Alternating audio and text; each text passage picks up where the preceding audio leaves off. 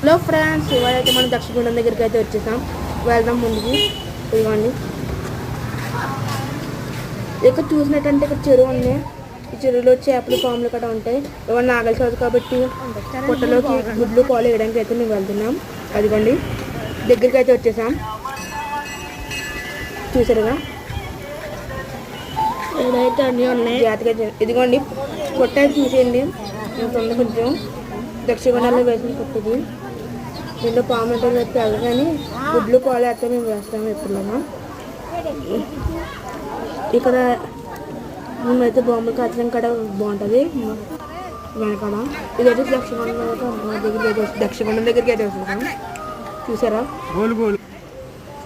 అదిగోండి. ఇప్పుడు వెళ్ళి చూద్దాం అమ్మవారిని.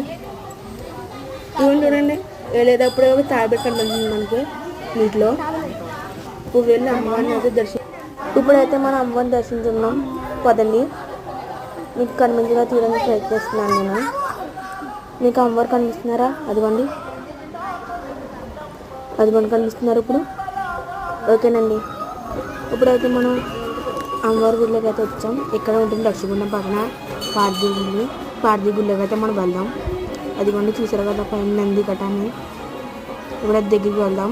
ఇక్కడ దక్షిణ